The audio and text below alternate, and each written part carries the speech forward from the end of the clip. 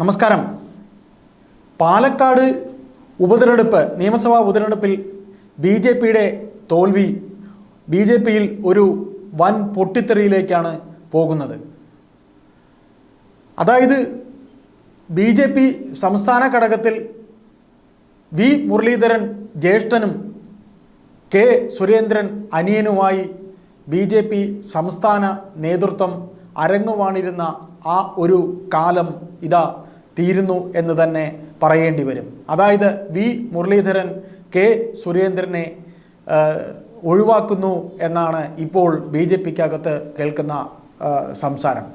അതായത് പി രഘുനാഥ് പാലക്കാട് സുരേന്ദ്രൻ്റെ ഏറ്റവും അടുത്ത നോമിനിയായ സുരേന്ദ്രൻ്റെ RSS കാലം മുതൽ RSS അല്ലെങ്കിൽ ABVP കാലം മുതൽ RSS ABVP ബി.ജെ.പി ഇതുവരെ ഉള്ള കാലം വരെ സുരേന്ദ്രൻ്റെ ഏറ്റവും അടുത്ത ആളായ പി രഘുനാഥാണ് പാലക്കാട് സി കൃഷ്ണകുമാറിൻ്റെ ബി.ജെ.പിയുടെ തോൽവിക്ക് കാരണം എന്നാണ് ഇപ്പോൾ പറയപ്പെടുന്നത്. അതായത് തൃശ്ശൂർ സുരേഷ് ഗോപി ജയിച്ചു കഴിഞ്ഞപ്പോൾ തൃശ്ശൂർ വഴി പാലക്കാട് തങ്ങൾക്ക് ഒരു സീറ്റ് സംസ്ഥാന നിയമസഭയിൽ ഉണ്ടാകും എന്ന് ബി.ജെ.പി സംസ്ഥാന നേതൃത്വവും സുരേന്ദ്രനും കരുതിയിരുന്നതാണ്. പാലക്കാട് ജയിച്ചിരുന്നുവെങ്കിൽ അത് ബി.ജെ.പിക്ക് ഒരു വലിയ നേട്ടവുമാകുമായിരുന്നു. എന്നാൽ അവർ സ്വയം കുഴിച്ച കുഴിയിലേക്കാണ് ബി.ജെ.പി വീണിരിക്കുന്നത്. ബി.ജെ.പിയുടെ സംസ്ഥാന നേതൃത്വം ബി.ജെ.പി ആണ്. അവർ തന്നെ നേരിട്ട് സുരേന്ദ്രൻ തന്നെ നേരിട്ട് പാലക്കാട് ഉപതെരഞ്ഞെടുപ്പിൽ പ്രവർത്തനങ്ങൾക്ക് നേതൃത്വം നൽകിയതാണ്. തുടക്കം മുതൽ ശോഭാ സുരേന്ദ്രനെ സ്ഥാനാർത്ഥിയാക്കണം എന്ന് പാലക്കാട്ടത്തെ ഒരു വിഭാഗം ബി.ജെ.പി നേതാക്കൾ ശിവരാജൻ ഉൾപ്പെടെയുള്ള നേതാക്കൾ ആവശ്യപ്പെട്ടു. അതിനെ സന്ദീപ് വാര്യർ ഉൾപ്പെടെയുള്ളവർ പിന്താങ്ങിയിട്ടും സുരേന്ദ്രൻ്റെ ഒറ്റ നിർബന്ധത്തിന് വഴങ്ങിയാണ് സി കൃഷ്ണകുമാറിനെ സ്ഥാനാർത്ഥിയാക്കിയത്. ഈ സി കൃഷ്ണകുമാറിൻ്റെ സ്ഥാനാർത്ഥിത്വത്തെ സന്ദീപ് വാര്യർ എതിർത്തു എന്നുള്ള കാരണം കൊണ്ട് തന്നെയായിരുന്നു സുരേന്ദ്രനും സന്ദീപ് വാര്യരും തമ്മിൽ അകൽച്ചയിലേക്ക് പോകുന്നതും സന്ദീപ് വാര്യർ ബി.ജെ.പി വിട്ട് കോൺഗ്രസിലേക്ക് പോയതും. തൃശ്ശൂർ ഒരു MP സ്ഥാനം കിട്ടിയപ്പോഴത്തേക്കും സുരേന്ദ്രൻ്റെ സംസ്ഥാന നേതൃത്വത്തിൽ അദ്ദേഹത്തിൻ്റെ സംസ്ഥാന പ്രസിഡന്റ് സ്ഥാനം സുരക്ഷിതമാണ് എന്നാണ് കരുതിയത്. എന്നാൽ തൃശ്ശൂർ സുരേഷ് ഗോപി ജയിച്ചു എങ്കിലും സുരേഷ് ഗോപി ഇപ്പോൾ സംസ്ഥാന നേതൃത്വവുമായി വളരെ അകൽച്ചയിലാണ് എന്നാണ് കേൾക്കുന്നത്. അതായത് സുരേഷ് ഗോപി വരെ ഒരു വേള ശോഭാ സുരേന്ദ്രനെ പാലക്കാട് സ്ഥാനാർത്ഥിയാക്കണം എന്ന് പറഞ്ഞിരുന്നു. പക്ഷേ പാർട്ടി അത് കേട്ടില്ല, സുരേന്ദ്രൻ കേട്ടില്ല. ആയതുകൊണ്ട് തന്നെ സി കൃഷ്ണകുമാറിന് വേണ്ടി പാലക്കാട് വോട്ട് തേടി സുരേഷ് ഗോപി വന്നിട്ടും ഉണ്ടായിരുന്നില്ല. അങ്ങനെ ഇപ്പോൾ വി മുരളീധരൻ സുരേന്ദ്രനെ ഒഴിവാക്കുന്നു എന്നാണ് പറയപ്പെടുന്നത്. സുരേന്ദ്രൻ പാലക്കാട് നേരിട്ട് ഇടപെട്ടിട്ട് പോലും ഇത്തരത്തിൽ ഒരു വീഴ്ച പാലക്കാട് ഉണ്ടായത് വലിയ കാര്യം തന്നെയാണ്. പാലക്കാട് ബി.ജെ.പിക്ക് ഒരു കുഴപ്പവും അടിത്തറയിൽ ഉണ്ടായിട്ടില്ല എന്ന് പറയുമ്പോഴും മേൽക്കൂര മാറ്റണം എന്ന് ആണ് ശിവരാജൻ ഉൾപ്പെടെയുള്ള ബി.ജെ.പിയുടെ മുതിർന്ന ബി.ജെ.പിയുടെ പാലക്കാട്ടത്തെ പൾസ് അറിയാവുന്ന അടിത്തട്ടിലെ സ്പന്ദനം അറിയാവുന്ന നേതാവായ ശിവരാജൻ ഉൾപ്പെടെ ഉള്ളവർ പറയുന്നത്. എന്നാൽ ഈ പാലക്കാടും ചേലക്കരയും ഉപതെരഞ്ഞെടുപ്പ് നടക്കുന്ന അവസരത്തിൽ ഈ സംസ്ഥാന നേതൃത്വം ഇടപെട്ട് കെ സുരേന്ദ്രൻ വളരെ അധികം സമയം പാലക്കാട് നിന്നു എങ്കിലും ചേലക്കര സുരേന്ദ്രൻ അധികം പോയിരുന്നില്ല. എന്നാൽ ചേലക്കര ജില്ലാ നേതൃത്വം ബി.ജെ.പിക്ക് വേണ്ടി അവിടെ പ്രവർത്തിച്ചു. അവർ 9,000-ത്തിലധികം വോട്ടാണ് അവിടെ നേടിയത്. ചേലക്കര ജില്ലാ നേതൃത്വം മാത്രമാണ് ബി.ജെ.പിക്ക് വേണ്ടി അവിടെ വർക്ക് ചെയ്തിരുന്നത്. ഒരു കാര്യം, ഇന്നലത്തെ തോൽവിക്ക് ശേഷം സി കൃഷ്ണകുമാർ തന്നെ കൃഷ്ണകുമാർ തന്നെ തനിക്കെതിരെ പറയുന്നത് പോലെയുള്ള സംസാരത്തിലേക്ക് തന്നെ പോവുകയാണ്. അതായത് ഈ ശ്രീധരൻ എന്ന ഒരു വലിയ വ്യക്തി അല്ല താൻ എന്നും ഈ ശ്രീധരന് കിട്ടിയ വോട്ട് തനിക്ക് കിട്ടിയില്ല എന്ന് പറയുന്നതിൽ അർത്ഥമില്ല എന്നും കൃഷ്ണകുമാർ പറയുമ്പോൾ ഈ ശ്രീധരനോളം പേരുള്ള ഒരു സ്ഥാനാർത്ഥിയെ നിർത്തിക്കൂടായിരുന്നു തന്നെ മത്സരിപ്പിച്ചത് എന്തിന് എന്ന് തന്നെ അദ്ദേഹം ചോദിക്കുന്നതിന് തുല്യമാണ് കൃഷ്ണകുമാറിൻ്റെ ആ ചോദ്യത്തിൽ നിന്നുണ്ടായത്. അതായത് ഈ ശ്രീധരൻ മത്സരിച്ച സമയത്ത് കിട്ടിയ വോട്ടാണ് ഈ ശ്രീധരൻ എന്ന വ്യക്തിപ്രഭാവമുള്ള രാഷ്ട്രീയത്തിന് അതീതമായി വ്യക്തിപ്രഭാവമുള്ള ഒരു നേതാവാണ് ആയിരുന്നു അദ്ദേഹം നിന്നതുകൊണ്ടാണ് അന്ന് അദ്ദേഹത്തിന് വോട്ട് കിട്ടിയത് എന്ന് സി കൃഷ്ണകുമാർ തന്നെ പറയുകയാണ്. ഏതായാലും തോൽവിയുടെ ഉത്തരവാദിത്വം കെ സുരേന്ദ്രനെ ഏറ്റെടുക്കേണ്ടി വരും. അദ്ദേഹം സംസ്ഥാന നേതൃത്വം നേരിട്ട് ഇടപെട്ട് അവിടെ വർക്ക് ചെയ്താണ്. എന്നിട്ട് പോലും പാലക്കാട് വേണ്ടത്ര വോട്ട് സുരേന്ദ്രനും കൂട്ടർക്കും ഉണ്ടാക്കാൻ കഴിഞ്ഞില്ല.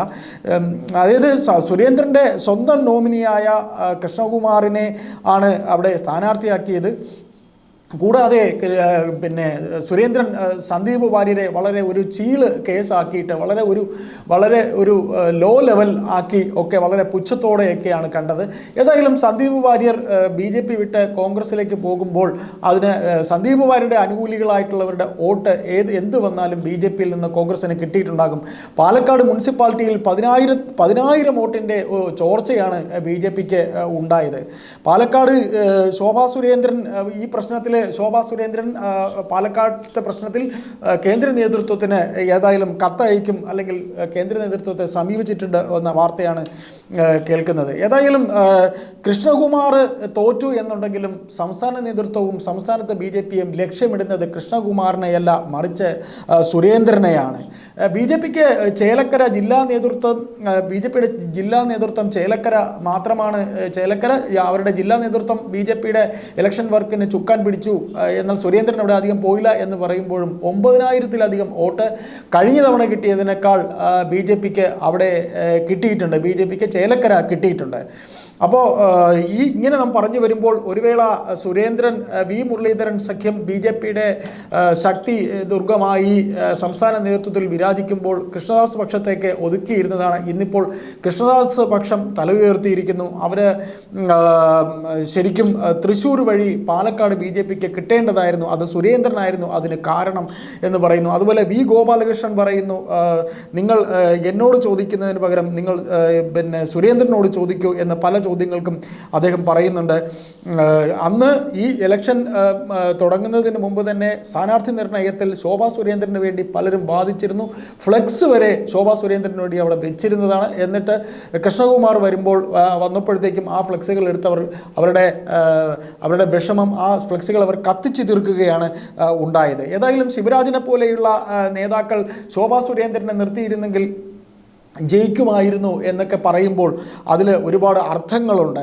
ഏതായാലും സുരേന്ദ്രൻ ഒരു സംസ്ഥാന നേതാവ് എന്ന രീതിയിൽ വേണ്ടത്ര പക്വത കാണിച്ചില്ല എന്ന് വരെ മുതിർന്ന നേതാവ് N ശിവരാജൻ പറയുന്നുണ്ട്. അതായത് പാൽ സൊസൈറ്റി മുതൽ പാർലമെൻറ്റ് വരെ പാലക്കാട് ഒരേ ഒരാളേ ഉള്ളൂ, അദ്ദേഹം അത് ശ്രീ കൃഷ്ണകുമാറിന് മാത്രമേ സ്ഥാനാർത്ഥിയാവാൻ യോഗ്യതയുള്ളൂ എന്ന നിലയിലേക്ക് കാര്യങ്ങൾ പോയി.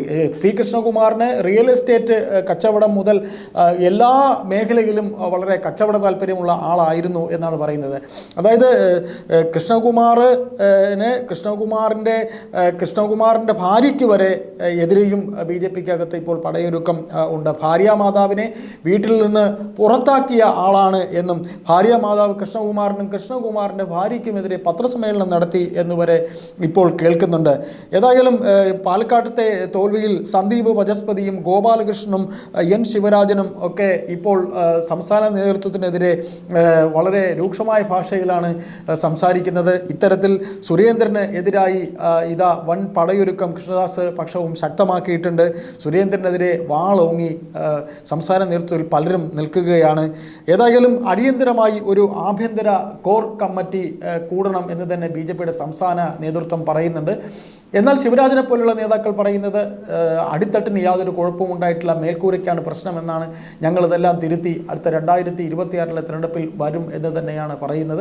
ഏതായാലും പാലക്കാട് തിരഞ്ഞെടുപ്പിൽ തൃശ്ശൂർ MP സ്ഥാനം നേടിയ BJPക്ക് നിയമസഭയിലേക്ക് പാലക്കാട് അവരുടെ ശക്തി ദുർഗമായ പാലക്കാട് അവർക്കൊരു MLA സ്ഥാനം അവർ മോഹിച്ചിരുന്നു എന്നുണ്ടെങ്കിൽ അതിനൊരു വൻ തിരിച്ചടി ഉണ്ടായതിൽ അവർ ഒരു പുനർചിന്തനത്തിൻ്റെ പാതയിലാണ്. ഒരു വൻ പടയൊരുക്കം സുരേന്ദ്രനെതിരെ BJPയിൽ നടക്കുകയാണ്. എന്തൊക്കെ സംഭവിക്കുമെന്നും വരും മണിക്കൂറുകളിലും വരും ദിവസങ്ങളിലും നമുക്ക് അറിയാനാകും. നന്ദി, നമസ്കാരം.